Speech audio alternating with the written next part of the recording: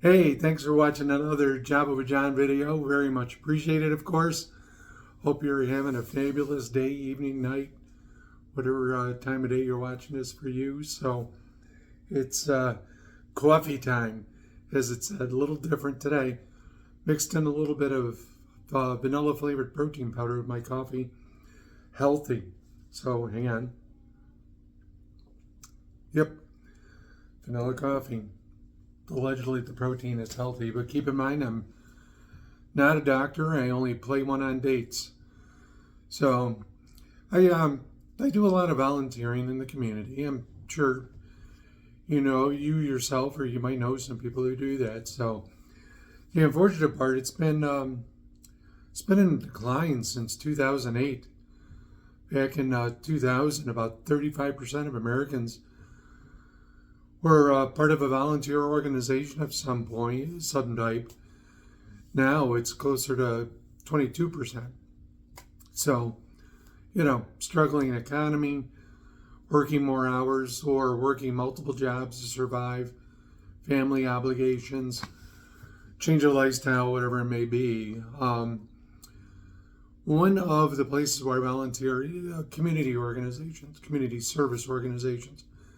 There's a lot of them probably in your community, a lot of them here in Phoenix area, and they're important. The Kiwanis, Big Brothers Big Sister, Rotary International, Chambers of Commerce are community service organizations with a business specific focus. I'm a member of the Benevolent Protective Order of Elks, also a member of several business associations, including Chambers of Commerce, other nonprofit charity groups too. The reason why I like community service organizations is because it's just that. It's an organization. There's a support structure. I'm part of bigger something than just me. I'll fine tune this in a minute, but the support structure helps. Now, when I say I'm part of something that's bigger than just me, that doesn't mean that you can't grab, a handful of friends and go cut the yards or do yard work for some senior citizens in your community. Again, it's a lot of people doing a little bit of work. So much easier to move a sofa with two people than it is with one, kind of thing. An organization that has a bigger impact, or not necessarily bigger projects, but also multiple projects. I'll use the Elks, for instance. We do shopping for homeless kids every Christmas season. We do a lot with veterans. So there's a lot of different things that are done throughout the year, not just big projects, which are also done. You're also seen in the community easier. Yeah, I could say to you, me and a group of our friends, we went and helped the local nonprofit farm pick oranges for a few hours. That's great, something to do. But if you say you're part of a service organization, now people recognize it. People know Rotary International. They know Big Brothers Big Sisters. So you gain a lot of, I know it's kind of personal, but you gain a little bit of extra credibility doing that. For some reason, people think that being part of a bigger organization has more weight than helping out your neighbor with a broken arm. So, but there are some things, there are reasons, personal reasons why you volunteer. Personal development. You learn how to do things differently. You learn some new skills, improve the skills that you have, learn new things, expose new things. Organizations. I learned some new management techniques working with some of the service organizations throughout the years. Meeting new people. I'm an army of one. There are days when it's just myself and my cat Stevens, and he sleeps, so he's not a very good conversationalist. So it gets me out and about. I get to meet people, build some relationships, doing it that way. But also the key, as I just said it too, get out and about.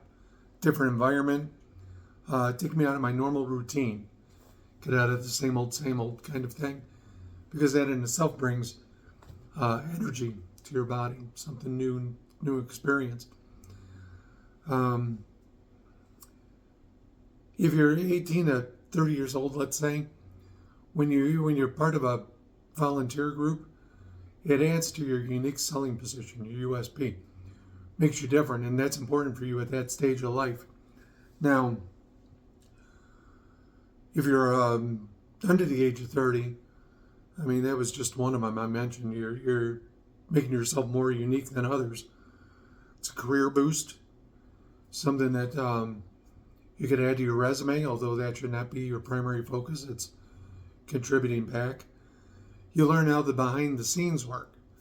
I was part of several leadership nonprofit groups, civic groups, where they showed the inner workings, the secrets, on how a community works and how it's interconnected between education and medical and city government, municipal government, and all the volunteer communities, and how it all interwoven, how they're all together with each other. So, discover new opportunities. When I was part of a Main Street group, they were in a farmer's market. I'm certainly not a farmer, but I met a lot of them. That led to some new opportunities where I was able to help a number of people with what they needed to be done. The biggest thing that I can remember in my life where a civic organization had an impact on me, where I wasn't volunteering, was a group called Junior Achievement. Still around in existence today, and they take high schoolers or people just entering college, and you get to see how different professions work. And that started me on my path to where I am today, so I'm very grateful for that. One thing that I've also heard from a lot of people mostly in the under 30 group, the younger group, some above the age of 30, is that they're not comfortable being in new settings. But that's going to happen. You might feel a little intimidated, but remember, every place that you go, you're supposed to be there.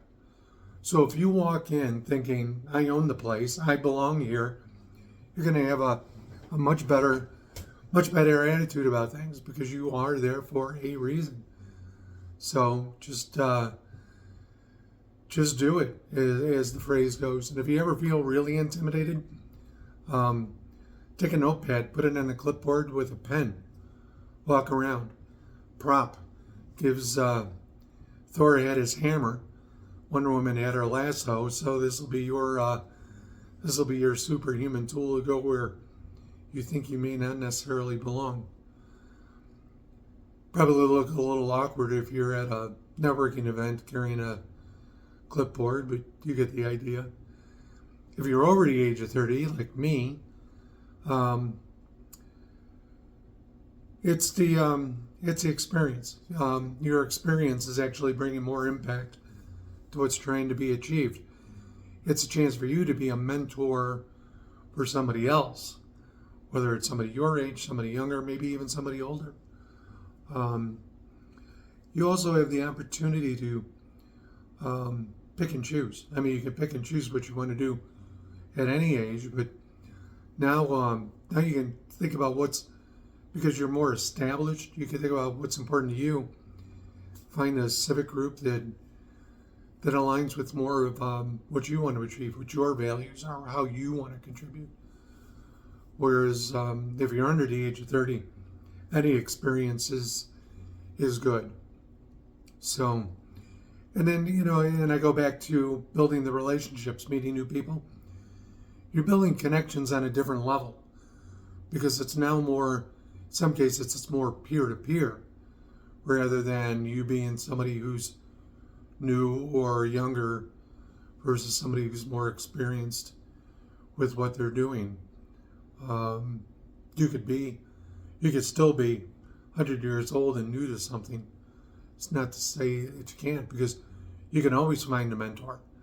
Even at my age, I still run into people, meet people where I feel that they have a lot of qualities I admire, a lot of experience that I wish I had, and so I use them often.